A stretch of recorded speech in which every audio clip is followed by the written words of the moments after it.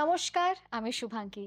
সবাইকে আবারও স্বাগত জানিয়ে শুরু করছি অনুষ্ঠান সমস্যার সমাধান এবং আজকে খুব স্পেশাল একটা এপিসোড কারণ আমরা আজকে কথা বলবো বিভিন্ন দেবদেবীকে নিয়ে এবং তার গোপন তথ্য যেগুলো আমরা হয়তো জানি না সেগুলো জানবো। এবং এইসব সমস্যার সমাধান এবং গোপন তথ্য ফাঁস করার জন্য যিনি আছেন আমাদের সকলের প্রিয় ফ্রেন্ড ফিলোসফার অ্যান্ড গাইড জ্যোতিষবিদ জয়দেব শাস্ত্রী মহারাজ। অনেক অনেক স্বাগত জানিয়ে শুরু করছি আজকের অনুষ্ঠান এবং শুরুতেই আমরা যেটা করি ভগবানের নাম নিয়ে অনুষ্ঠান শুরু করি সেটাই করব। জয় শ্রী ঠাকুর রামকৃষ্ণ, জয় শ্রী ঠাকুর রামকৃষ্ণ, জয় শ্রী ঠাকুর রাম। সমস্যার সমাধান অনুষ্ঠানে আপনাদের সবাইকে স্বাগত জানাই।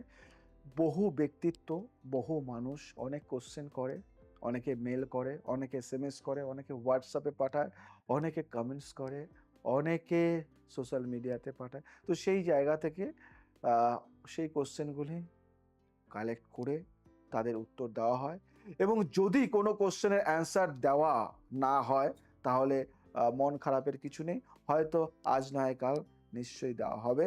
তো আমরা কথা না বাড়িয়ে চলে যাই আমাদের কোশ্চেন অ্যান্সার পর্বে। যাব পরের প্রশ্নে। শ্রীকৃষ্ণ বাঁশি বাজাতেন কেন?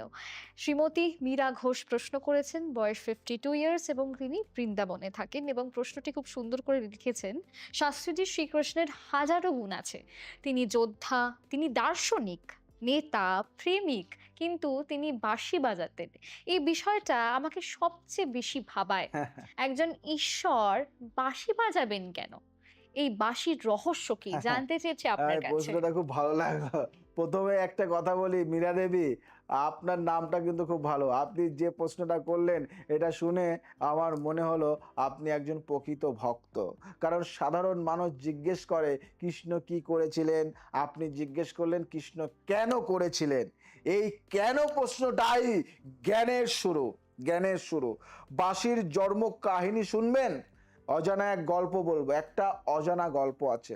একদিন শ্রীকৃষ্ণ বৃন্দাবনের একটি বাঁশ বনে গেলেন। বাঁশগুলি কাঁদছিল, কান্না করছিল। কৃষ্ণ জিজ্ঞেস করলেন, তোমরা কাঁদছো কেন? বাঁশ বলল, প্রভু, আমরা জন্ম থেকে ফাঁকা, আমাদের ভেতরে কিছু নেই, আমরা শূন্য। কৃষ্ণ হাসলেন, বললেন, শূন্য তাই তোমাদের সবচেয়ে বড় সম্পদ। আমি যদি ফু দিই তোমাদের শূন্য তাই সুর হয়ে যাবে। কৃষ্ণ একটি বাঁশ তুললেন, ছিদ্র করলেন, ফু দিলেন, সেই বাঁশ কাঁদতে কাঁদতে গান হয়ে গেল। মীরা দেবী, এই গল্পের শিক্ষা হলো যে নিজেকে শূন্য করতে পারে ঈশ্বর তার মধ্যে দিয়ে সুর বাজান। অহংকার যতক্ষণ আছে ঈশ্বর প্রবেশ করতে পারেন না। অহংকার সরালে ঈশ্বর নিজেই আপনার মধ্যে দিয়ে বাজেন। বাঁশির গভীর রহস্য, বাঁশিতে 7টি ছিদ্র আছে। 7 কেন? এটা অনেকের প্রশ্ন, তাই নয়? 7 কেন? কারণ স্বর, সা রে গা মা পা ধা নি, এই 7টি স্বর মিলে এই পৃথিবীর সমস্ত সঙ্গীত। জ্যোতিষ শাস্ত্রের সপ্ত গ্রহ সূর্য, চন্দ্র, মঙ্গল, বুধ, বৃহস্পতি, শুক্র, শনি, প্রতিটি গ্রহের একটি স্বর আছে। সূর্য মানে সা, চন্দ্র মানে রে, মঙ্গল মানে গা, বুধ মানে মা, বৃহস্পতি মানে পা, শুক্র মানে ধ, শনি মানে নি। বুঝলে? কৃষ্ণের বাঁশি মানে 7টি গ্রহের সুরের সমন্বয়। যখন কৃষ্ণ বাঁশি বাজান সমস্ত গ্রহ একসাথে সুর মেলায়, পুরো মহাবিশ্ব একটি সঙ্গীত হয়ে যায়। রাধা ও বাঁশির রহস্য কিন্তু আপনাদের জানার খুব ইচ্ছে না? আমি বলবো, কৃষ্ণের বাঁশির সুর শুনে রাধা সব ছেড়ে আসতেন কেন? কারণ বাঁশির সুর শুধু কানে লাগে না, আত্মায় লাগে।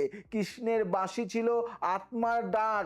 শাস্ত্র বলে জীবাত্মা হলো রাধা, পরমাত্মা হলো কৃষ্ণ। বাঁশির সুর হলো মায়ার পর্দা ভেদ করার শক্তি। যখন পরমাত্মা ডাকেন জীবাত্মা সব ছেড়ে ছুটে আসেন। রাধার সংসার ছিল, স্বামী ছিল, সমাজ ছিল, কিন্তু বাঁশির সুর শুনলে সব ভুলে যেতেন, কারণ সংসার মায়া কিন্তু ঈশ্বরের ডাক সত্য। পুরাণে অজানা তথ্য, কৃষ্ণ কেন বাঁশি ছেড়ে দিয়েছিলেন একটা কথা অনেকে জানেন না। মথুরায় যাওয়ার পরে কৃষ্ণ আর বাঁশি বাজাননি। কেন জানেন? কারণ বাঁশি ছিল বৃন্দাবনের প্রেমের সময়ের। মথুরায় কৃষ্ণকে যোদ্ধা হতে হলো, দার্শনিক হতে হলো, রাজনীতিবিদ হতে হলো। সেই সময় বাঁশির সুর নয় শঙ্খের ধ্বনি। শঙ্খ মানে কর্তব্যের ডাক, বাঁশি মানে প্রেমের ডাক। কৃষ্ণ দুটোই জানতেন, কখন প্রেম কখন কর্তব্য। জ্যোতিষের আলোয় যদি কৃষ্ণের বাঁশির কথা বলি, কৃষ্ণের কারক গ্রহ হলো শুক্র। শুক্র হলেন সঙ্গীত, প্রেম ও শিল্পের গ্রহ। যার কুণ্ডলিতে শুক্র শক্তিশালী, সে সঙ্গীতে, প্রেমে এবং শিল্পে অসাধারণ হয়। কৃষ্ণের বাঁশি শুক্রের শক্তির প্রকাশ, জানেন? আমি যদি তন্ত্রের প্রতিকার বলি, বাঁশির সুর ও মনের শান্তি। প্রতিদিন রাতে ঘুমানোর আগে কৃষ্ণের বাঁশির শুনুন।